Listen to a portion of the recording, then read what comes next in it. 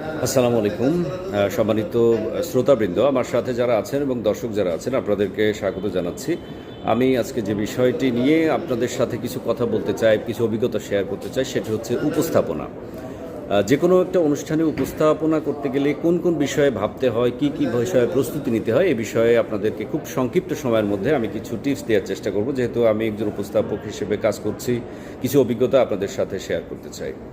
প্রথমত, উপস্থাপনা করতে গেলে যেটি প্রয়োজন সেটি হচ্ছে কোথায় অনুষ্ঠান হচ্ছে, কখন হচ্ছে, আয়োজক কারা, কে করছে এবং আপনার আসলে রোলটা কি কি আছে সেটা সম্পর্কে স্পষ্ট ধারণা নেওয়াটা খুব জরুরি।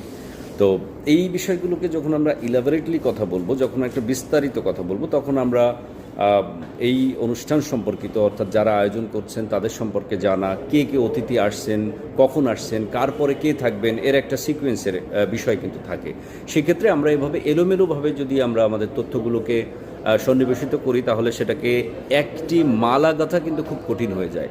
তো সেই জন্য মালা গাঁথার জন্য সহজ যে কিছু টেকনিক, সেটা হচ্ছে এরকম যে প্রথমেই আমরা আমাদের স্ক্রিপ্টটি করে নিয়ে আমাদের অনুষ্ঠানটি শুরু হওয়ার সময় আমরা যদি এইভাবে শুরু করতে পারি যে সবাইকে একটা স্বাগত জানানোর মাধ্যমে শুরু করতে পারি, কোনো কবিতার লাইনের মাধ্যমে অথবা কোনো একটি ঘটনার মাধ্যমে অথবা ওই শিরোনামটি বলে এবং নিজের পরিচয়টি দেওয়া প্রথমত, তারপর হচ্ছে আয়োজকদের উদ্দেশ্যে বলা, অর্থাৎ এই আয়োজনটি কেন হচ্ছে সেই উদ্দেশ্যে বলা, অনুষ্ঠানের অতিথিদেরকে পরিচয় করিয়ে দেওয়া এবং অতিথি পরিচয়ের ক্ষেত্রে অবশ্যই যিনি সিনিয়র বা প্রধান অতিথি তাকে পরিচয়টা প্রথম করানো, ফুলেল শুভেচ্ছা দেওয়ার ক্ষেত্রে তাকে প্রথম দেওয়া, বক্তব্য দেওয়ার ক্ষেত্রে যিনি জুনিয়র তাকে প্রথম বক্তব্য দিতে দেওয়া, সিরিয়ালি তেমনই আসে। যদি আয়োজকদের পক্ষ থেকে অথবা প্রধান অতিথি বা সভাপতির পক্ষ থেকে কোনো নির্দিষ্ট ইনস্ট্রাকশন থাকে সেটা ভিন্ন কথা। এবং অনুষ্ঠানের একটি ধারাবাহিকতা আগে হচ্ছে এই সকল দর্শকের উদ্দেশ্যে একবার একটু বলে নিলে আমাদের সবচেয়ে ভালো হয় উপস্থাপক হিসেবে।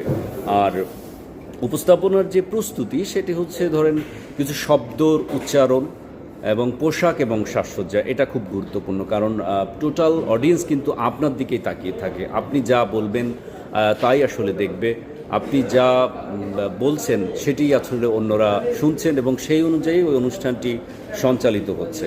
অতএব এই সংক্ষিপ্ত পরিসরে যদি আমরা বলতে পারি যে নির্দিষ্ট যে সকল জায়গায় আপনার ইমফ্যাসিস বা জোর দেওয়া দরকার, একটি শিরোনামকে জোর দেওয়া দরকার, বা কোনো একটি নির্দিষ্ট জিনিসকে আপনি হাইলাইট করতে চান, ওই সংগঠন বা ওই আয়োজকরা হাইলাইট করতে চায়, তাদের কাছ থেকে সেটি আগে শুনে নিয়ে সেই অনুযায়ী যদি বলেন, তাহলে একটি অনুষ্ঠান উপস্থাপনা খুব সহজে সুন্দর হতে পারে। তাহলে প্রথমে আমরা যেটি করব সেটি হচ্ছে ব্যক্তিগত প্রস্তুতি, তারপর হচ্ছে ওই সংগঠন বা ওই যারা আপনাকে আমন্ত্রণ জানিয়েছে তাদের সম্পর্কে জানা এবং সেটা